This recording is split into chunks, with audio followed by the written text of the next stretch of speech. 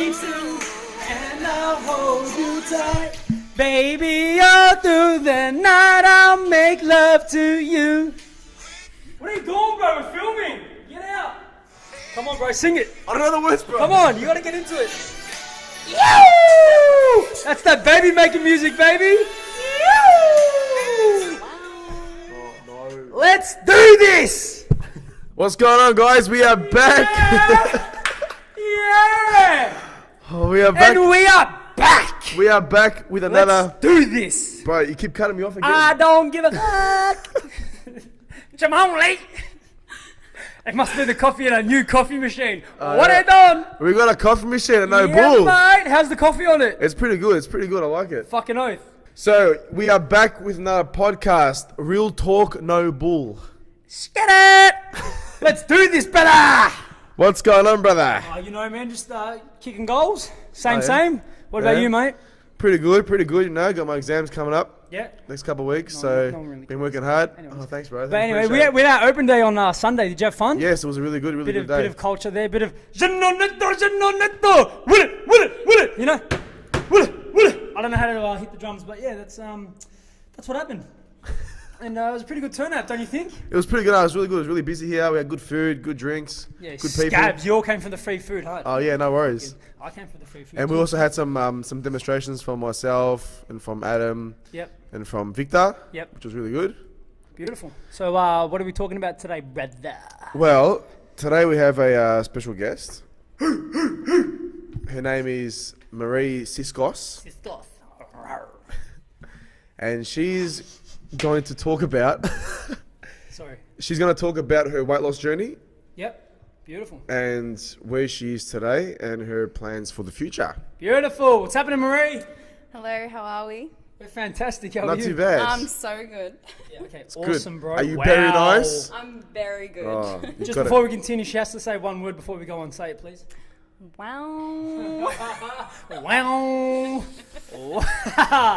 Relax, brother. Buy yourself another coffee, brother. We have a machine here. Man, my blood pressure just went up. Like, Yeah, cool, but I just need to make a public announcement. Guys, we have a coffee machine here at 2 Avoca St, Brunswick, and pineapples go on pizza. Let's do this. No, it doesn't. It does not. I don't give a fuck. Pineapple does not go on La, pizza. la, la, la, la, la. La la la la, it doesn't. Yeah. All right, let's get into it. That's a podcast for another day. All right, Marie, talk to us, mate. Tell us, how much weight have you lost? To date, I've lost around the 30 kilo mark, give or take. Woo! But in Not saying that, Yeah. I went from, if we look at clothes sizes, Yep. I went from a size 16 to say a size 6 to 8. Jesus Christ, that's And massive. Yeah. Now I'm weighing in at a little bit more than what I was when I first lost all that weight. But you're fucking strong. But I'm the same dress size, so I'm wearing like a size, say, 8-10 now. Yeah. So, yeah, that's Yeah, it's all the muscle, brother. It's just PB Nation. Tell us a little bit about yourself and I guess your journey so far and what you've been through to get to where you are today. Okay, so I'm currently powerlifting. My coach is the one and only Melbourne strength coach. Hey, I've met that guy. Not bad. That's not bad. Yeah, He what gym does he work out of? To Avoca Street, Noble HQ. You heard of it? Head down, they got a new coffee machine. I have no. Hey, coffee machine! Free shout out to you, mate! Fucking oath. Archie, what are you doing, brother? Alright, let's go. Yeah. Well, sorry, guys, I have ADHD, whatever. You got a problem, fight me. Whatever. I'm ready. Anyways, continue. Yeah, mate. So my weight loss journey started when I was around 16 years old. I was in high school. Yep. The turning point for me was losing my grandfather. He had a really bad heart condition. Sorry, just before we continue, so you were overweight just before your grandfather passed away? Yeah. So when you say you were overweight, like, were you a little bit overweight or like fairly overweight? I was fairly overweight. And you knew you were overweight and Yeah. just didn't do anything about it? Yeah, I guess I was always just like comfortable, just Didn't know any better or whatever? didn't know any better and just went with the flow. Yep. I guess there was no education behind like the risks of where I was at. Not just physical. Yeah. Yep. That's a massive problem. So yeah, it was just like zero care factor. Like if you go back to when I was in school, like I'd eat anything from the canteen, like I'm talking potato cakes in rolls, sausage rolls in a roll. Fucking oath, 2 potato cakes and a roll with sauce. That's where it's at. Mars bars. Tim Moss has no idea, mate. You've never had that at Northcote High? Mate, Campbell High, mate, every recess lunchtime, 2 potato cakes and a roll with sauce or barbecue sauce. Right, carbs Woo! on carbs. You're living the dream, brother. That's where it's at. Yeah, so it was just eating crap. When it came time to PE, like I just would rather have sat out. Yep. And so like the weight just crept up. Yep. And then, yeah, like I lost my grandfather when I was Sorry to 16. Thank you. And that for me was just a trigger. And Yep. I was like, that's scary. And for him, it was more like he had like no care in the world. Like he ate anything and everything. Old school European, that's like the mentality. Yeah. Yep. And so I was like, I don't want to be the same. I don't want to leave my family behind. You know what I mean? And so, yeah, then I started my weight loss journey. So your grandfather passing, what exactly made you think, all right, now's the time to fucking pull my head in and like lose some weight? It was just scary losing him, and Yeah. because I had So the close to him. same mentality as him, where it was just like, you know, we might not be here tomorrow, so let's eat it's that whatever, piece of yeah. cake. Yeah. But that's not the case. Like it's you not. might not be here tomorrow because you ate that piece of cake. Exactly right. So you're trying to But over prolong and over. your life expectancy. Yeah. Is that the word? Yeah. Yeah, I got it. So that's where I made the change. But if you want to go back to when the weight started building up, Yeah, for sure. when I was 12, I had a really bad accident. I dislocated my elbow and severed my main artery. So I was hospitalized for a good 6 months. And after that, I came out, I had a cast on. I was told I wasn't able to do anything pretty much. You name it, I wasn't able to do. So obviously, my mum being my mum was scared for me to even leave the house. Of course. So Typical European mother again. Yeah. So I wasn't Shout allowed out to Connie. What's happening, mate? We love you, Connie. Thanks for supporting our coffee machine. Actually? Yeah, fucking oath. Anyway, sorry, go on. And so, yeah, like I wasn't able to play any sports and do anything that I used to do. So because I just became so sedentary, Yep. it just, Did that lead to, I guess, besides the eating, like depression and whatnot? yeah, like it was saddening because like all my friends were doing what I used to do with them, whether it was dance, whether it was karate, whether it was whatever it was, basketball, Street fights, whatever. Yeah. street fights. You don't talk about Fight Club. That's rule number one. Sorry, shit! I'm gonna cop it now. Oh, he's got burned. Yeah, hard. And so, yeah, like that was, emotionally, that was tough because you just wanted to do what all the other Of kids course. were doing, you know? So it led to like emotional eating and whatnot. Yeah. Yeah. And I guess growing up in primary school, because I went through the same thing, for those who don't know, I actually lost 40 kilos. So I grew up pretty much most of my childhood, well, all my childhood and teenage years fairly overweight. And it had a massive negative impact on, you know, the way I thought, the way I acted, the way I dressed, the way I did certain things, the way I even ate in front of certain people. Yeah. Like, I literally couldn't eat foods in front of people like 3 years ago. Like, if we all went out to eat, I'd have to like wait till you guys left or like, just, I don't know, I couldn't eat properly in front of people because it fucked with me mentally. What are some of like, I guess the negative things that you had growing up, you know, overweight, not just what like yourself, but like, did you get bullied during primary school, high school? You know, because I know I did. And as bad as it sounds, I was like probably the only Arab child in the primary school full of Australian kids. And the only way like we used to deal with getting bullied, we used to beat them up, literally. I know it sounds bad, but you know, we don't condone bullying in any shape or form, but I didn't have any other way. Like I'd go to school every single day and just constantly get bullied. Oh, you little fat Arab, or fat this, or you know, like you. I remember one kid goes, "Go back to under the sea where you came from." I'm like, what the fuck does that even mean? But then I just punched him in the face. But like, you know, it's not a good thing. You know, I don't condone kids bullying. can be really cruel, and when 110%. you're backed up against the wall and you don't know what else to do, that was all I knew, because again, Yeah. my parents didn't know any better, and I wouldn't go home and tell them, you know, this and that, because they wouldn't understand. Coming from, you know, the Arab, Lebanese background, they didn't know, you know. So, you know, we used to own a fish and chip shop back in the day, so they used to give us fish and chips, you know. So it was, it was kind of tough for myself growing up. So what kind of things did you have to go through growing up, you know, overweight? Well, in school it was tough, especially the boys. The girls... Boys have cooties, don't even worry about it. The girls were okay in school. Like, I never had a problem with the girls, but the guys were tough. Yep. Just little comments they'd say when we'd, you know, be out on the oval at lunchtime or whatever, like no one would pick me for their teams or whatever. But it was more so at home. Like, I had family that you know, we'd get together every family function, which, you know, when you're growing up with how many cousins, you're seeing each other every couple of weeks, you're doing something. Yep. And I had family that would, like my cousins would tell me, you know, like, are you really going to go get another plate full of food? Or maybe that's too much on your plate. Or maybe you shouldn't have that much. Or here, Maree, let me give you an exercise plan. Or you should do this. And the same thing, like I hated eating in front of them. I hated, you know, like going to a function where I knew we're going to go for lunch or we're going to go for dinner. That means we're going to have to eat. Yeah. They're just going to judge what I'm about to eat. You get like anxious and shit. You get anxious, but then behind closed doors, that would just make me want to eat more because I'd be like, well, fuck you. Like, if I'm going to eat it, I want to eat it, I'm going to eat it. Yeah. You know, and then that had a negative impact and I didn't even realize that was happening, you know? Yeah. And then I guess my worst enemy growing up was myself and my own how you mind. And you know, I feel like now there's so much, you know, self-love promoting that wasn't there when I was around. We had Girlfriend magazine, we had Dolly magazine, and you had to be a size stick. No, but it's still like that though. Yeah. It's just But it's I just feel like it's just now, portrayed differently. I'm kind of for and against this self-love business in terms of there's nothing wrong with loving yourself, but don't fake that love on yourself if you're not happy with how you are. Yeah, but I'm 100%. saying now, like, better.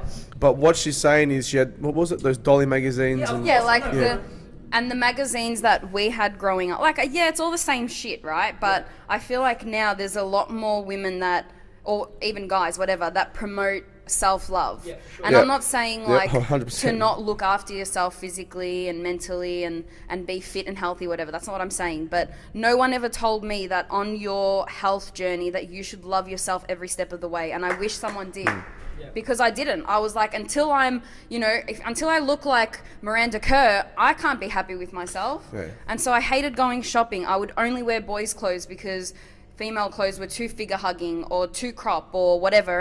And I wasn't happy with my own reflection. And that was tough, you know? And what did that do to you, like, psychologically? How did you feel after all that? It took a long time for me to even get out of that. And I don't think until I actually hit some goals and I started trimming down did I start to become happy with myself. Yeah. You know what I mean? Did you, like, for an example, say go out with friends and feel, like, I guess, insecure if you saw, like, someone who had a better body or something that you wanted that you couldn't, like, not saying you couldn't achieve because you're achieving it, but back then when you saw that, did you start to feel insecure within yourself? Because, again, this goes back to myself. Even after I lost the 40 kilos, you can ask anyone that knew me back then, we were training like 40 degree weather and I'd still wear my jumper. People like, take your jumper off. I'm like, no fucking chance, bro, no chance. Even at the beach, like, take off your top. I'm like, no, fuck, you're dreaming. So, like, did you ever feel something like that as well? 100%. I hated going out. Like, I hated going out because I had to go shopping to go out. I had to try clothes on to get new clothes to go out. And I hated that whole process. And then I hated when I did go out and I was going out with, you know, beautiful girls or whatever, or the guys that were out with us were noticing the pretty girls and they weren't noticing me. And going through your teenage years, like, that's tough. Like, it you know, is. I went through the same thing, 110%. Yeah. And so even like with what you said, like when I started losing weight, I didn't go for runs out in public. I didn't sign up at a gym straight away. I locked myself in our back room. We got a treadmill, we got a bike. I used to chuck on Bad Boys and I didn't know what I was doing.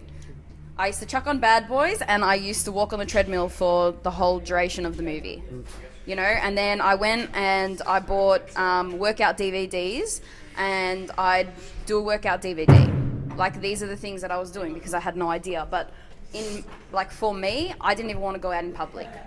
That's where it was at. Let's talk a little bit about how you started training. So what do you think was the most difficult hurdle toward the start? So really trying to get into a routine, like, what was the most difficult thing to sort of help get consistent with your exercise program? I think for me, not having the knowledge. So I had no idea where to start. I just knew I wanted to start. Yep. You know, so when I was younger, like, I did do lots of sports. I remember my parents would take me dancing. I'd do karate. You know, like, I played basketball. I swam. Like, I did everything. But then when I got to those teenage years, I wanted to do something, and in my head I was like, I need to do something that's going to work and it's going to work fast. Yep. And so again, like, I didn't want to do things out in public, so I needed to do something at home. And so I just went and I bought these fitness DVDs and, you know, like, all these like home show selling things, what's it called? Yeah. Like TV shopping or whatever Yeah, it is. yeah. And I had bought this leg magic where your legs like slide out in and out sort of a thing. Oh, yeah. This ab crunching machine, Yep. a rower. And for me, I was just like, whatever you're doing, as long as you can't breathe and you're sweating, you're doing something. So for me, it was that education as well. Like, that was a hurdle. Yep. Whereas the motivation was there because I was like hungry for it. So yeah. Okay. Would you say it was because I know some people, what happens is like when they first start exercising and getting into a routine, they feel like they exercise regularly for a certain period of time and then they start to lose motivation, they drop off. Did you ever get a period where you were exercising regularly and then you Like I plateaued? Yeah, not plateau, but you sort of started to drop off because you're sort of losing motivation? Did you ever get to that sort of period? I can't say that I remember a time where I did. Like, I feel like that's good. since I started, like, I've always sort of kept on a fitness journey, but I've Yep. done it differently over the years. So it started with, the treadmill, the bike, the DVDs, which I think my brother's taken those now. Yeah. And then it went to spin classes and Zumba classes. And then How'd you find those? Look, at the time I loved them because in my head, and I still have the same mentality to anyone that asks me, how do I start? Where do I start? In my head, I think that as long as you enjoy whatever type of workout it is, then it's not a chore. Yep. And so for me at the time, like, I enjoyed doing spin classes and I enjoyed doing Zumba classes, again, because I had no idea what was yet to come, Yep. So then I went to bodybuilding for a little bit and I really enjoyed that.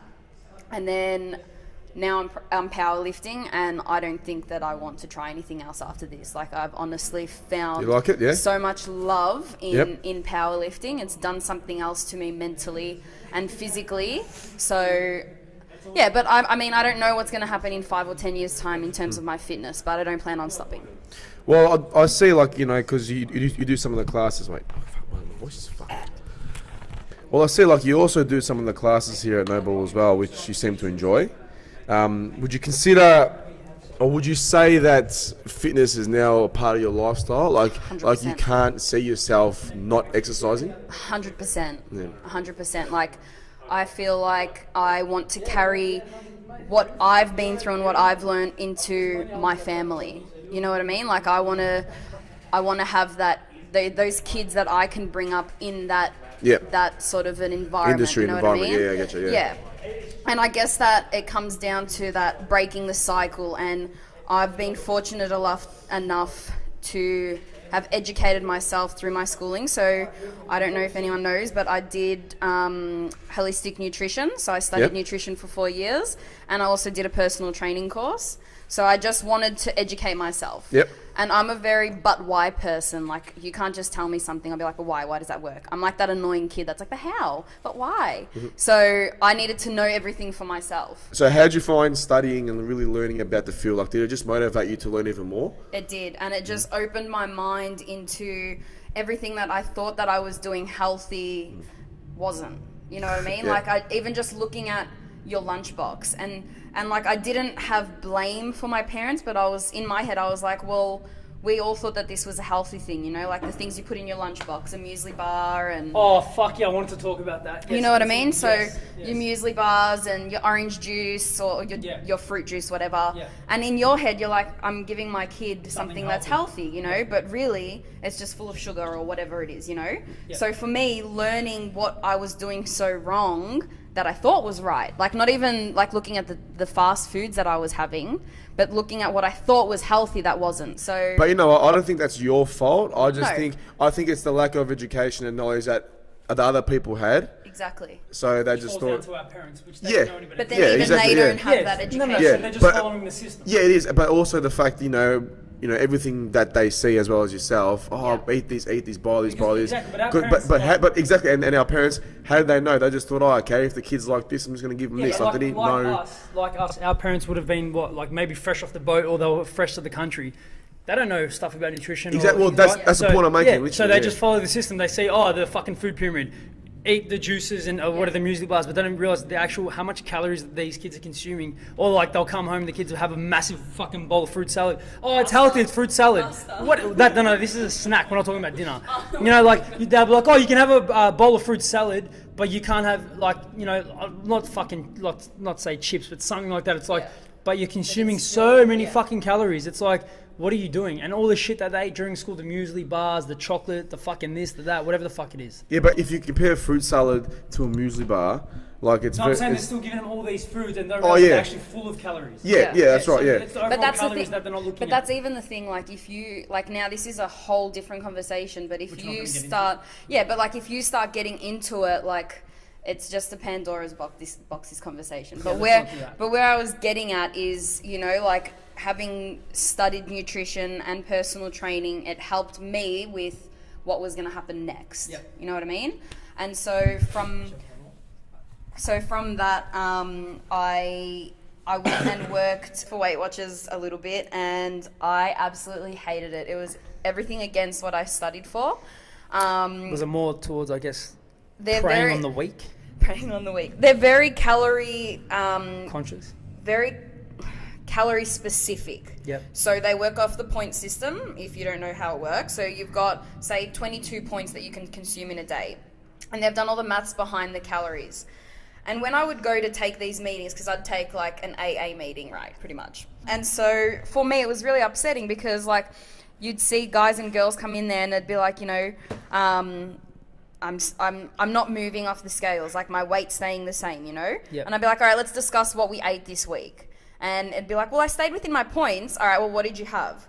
Well, according to the book, I can have a Big Mac because it's like 15 points or whatever. Oh, okay. And so in my head, I'd be like, no, like that's not how this works. You know what I mean? I'm not going to touch on this, but... Again, this is just another thing, but it just goes back to that education. And I was just so happy that I went out and I studied because I just feel like I had that knowledge behind what I was doing and why I was doing everything I was. Do you feel, besides the lack of, I guess, education, and it's not our parents' fault, but you know how we have friends or family that have kids that are growing up overweight, like, oh my God, my baby, or this and that is so cute.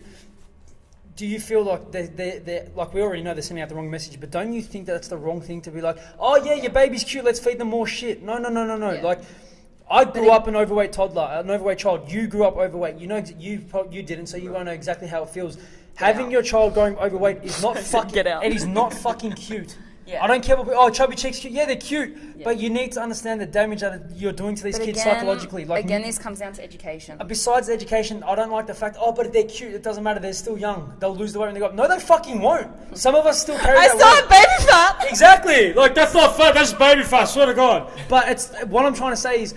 Besides the fact that they look cute and you think it's only baby fat, you don't realize the actual damage you're doing to these kids when they grow up. Like, it fucked me up for so long. Like, I didn't even know it was an issue until I grew up and I matured a bit more. I was like, now it makes sense. Are you mature? No, not at all. Maybe for like 5 minutes. But then I realized it was because I grew up overweight, and it was like, not saying an outcast, but I've been bullied, not just because of my race, but because I was overweight. You know, like the same with you in primary school. The boys didn't want to talk to you. The girls never ever wanted to talk to me. They used to play games in high school, and I used to be always left out. Never got invited to go out until I became, I guess, like popular in high school, whatever the fuck you want to call it. And I lost weight after high school. When I was 19 is when I lost weight. But before that, the psychological damage that you're doing to these kids, it's not healthy. So, yeah, they might be cute, but it's like, we need more education out there. I don't know how it's going to happen. I don't know how to do it, but it's like, I wish these parents would just, for a second, stop. Like, what's the word I'm looking for when you just, like tunnel vision. Oh, my kids are so cute, they're adorable. Yeah, they're adorable, but... And it's almost like they're condoning it for their future. But it's like you don't realise what you're doing to your child later on in life. Like, you will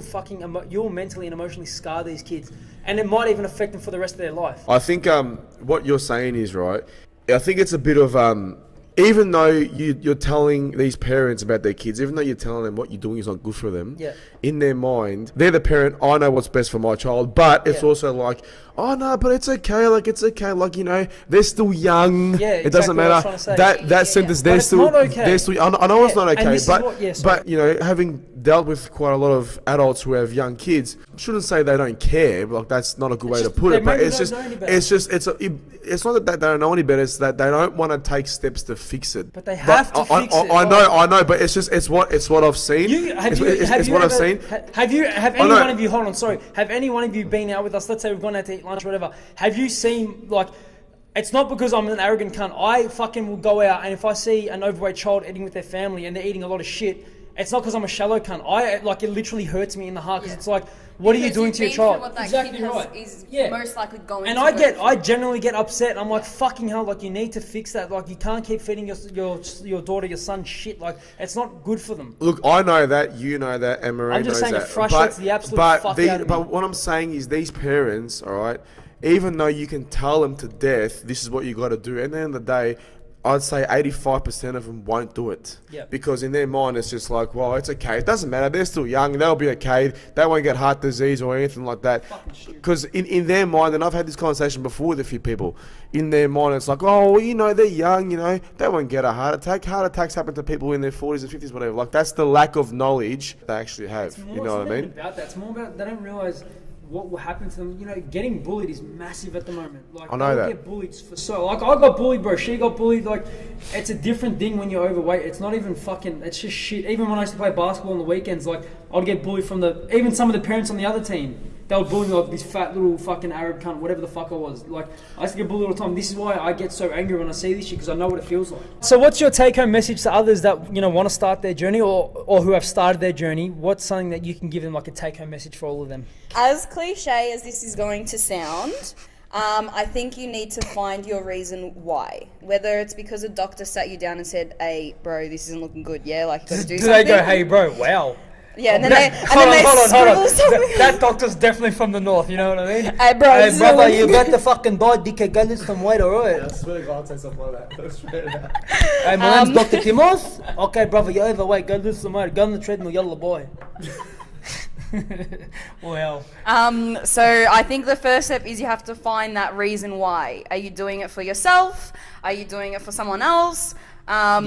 Like, you want to be doing it for yourself. Mainly for yourself, because you shouldn't really give a fuck about others. So you have to do this for you, but you need to find that reason why you're doing it. Yep. A second thing is to not compare. Yes. Don't compare yourself to anyone. You walk into that gym, you walk into that swimming pool, you walk into that bocce club, whatever it is. What? The what? The bocce club. You know the bocce? Listen, I'm from Laylaw. I'm not from fucking Turak. What the fuck?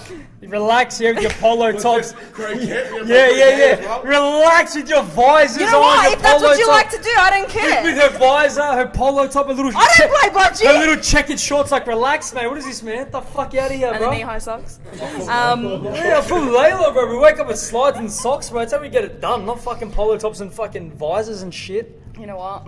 Whatever it is that you're doing, as long as you enjoy it. Yep.